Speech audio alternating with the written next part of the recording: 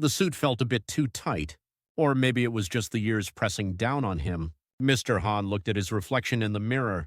The wrinkles on his face weren't just from age, they were from every decision, every sacrifice, every night he'd stayed up for his son. "Dad, are you ready?"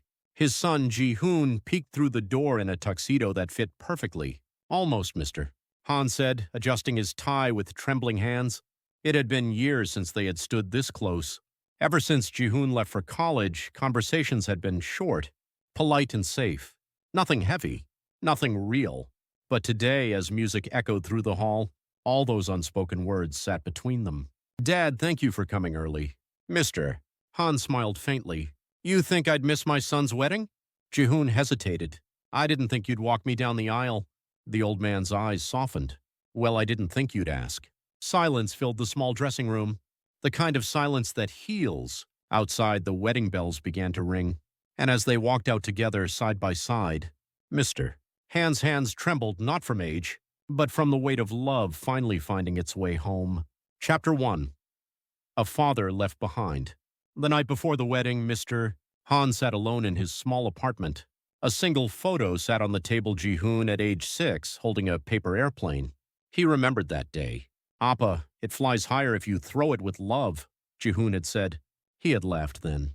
But somewhere between bills, overtime, and arguments, that laughter faded. After his wife passed away, silence became a roommate. He thought he'd done his best providing, surviving. Yet as the years went by, Ji-hoon's calls grew shorter, his visits rarer. "Dad, I'm busy."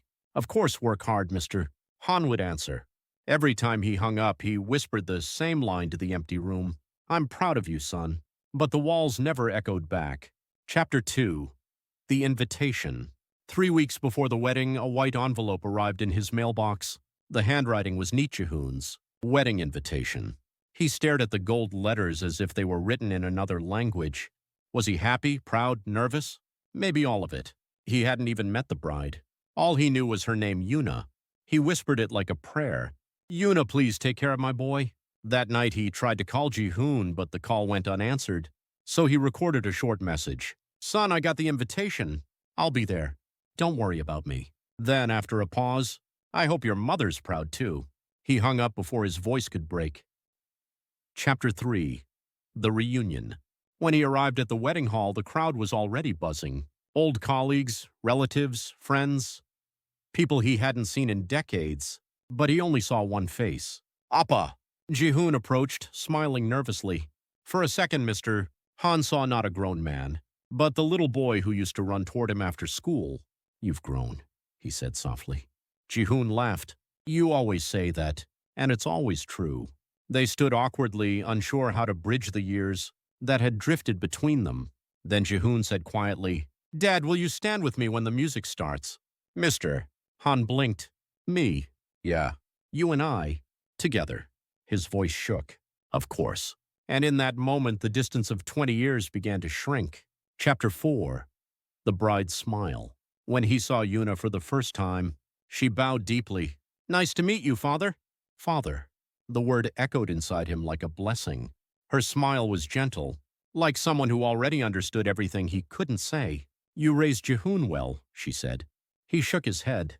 "No, he raised himself." She smiled again. Still, he learned kindness from somewhere. For the first time that day, he felt his throat tighten. As the ceremony began, he watched Yuna walk down the aisle, in a dress that shimmered like morning light. Ji-hoon waited at the end, eyes shining. "Mister," Han whispered. "She's beautiful." A woman beside him, one of the relatives, nodded. "Yes, but you know what's more beautiful?" "What?"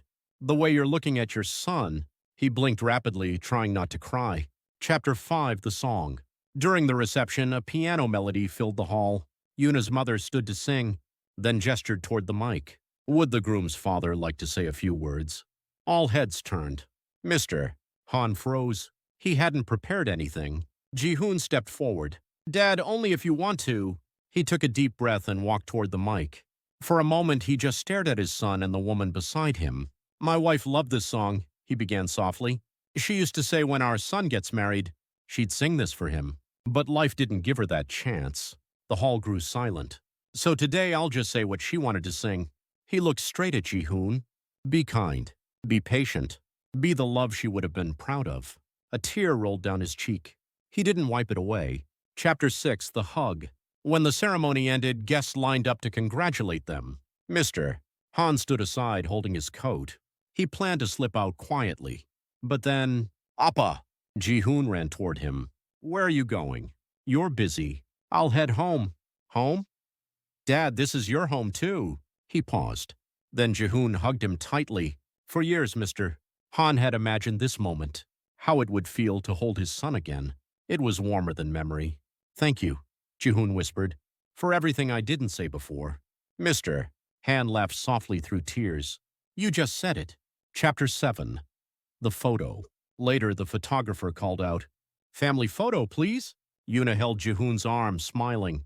Father, come stand next to us. He stepped forward.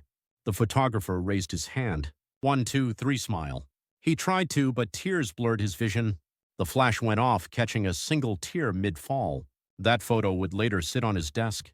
Every morning, he'd look at it before leaving for work. Not as a reminder of aging, but as proof that love, no matter how late, still arrives on time. Chapter 8. Epilogue, The Promise. That night, alone again. Mr. Han poured a cup of tea and sat by the window. Outside, the wedding lights were fading, but his heart glowed quietly. He took out his phone and sent a message. Ji-hoon, your mother would have been proud. You looked so happy today. And for the first time in years, I was happy too. A few minutes later, the phone buzzed. Appa, let's have dinner next week. Just you and me. He smiled. Next week, he whispered.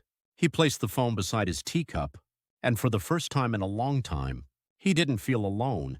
Outside, the night was calm, and somewhere deep inside, he could still hear the faint echo of wedding bells, the sound of a father's tears turning into love.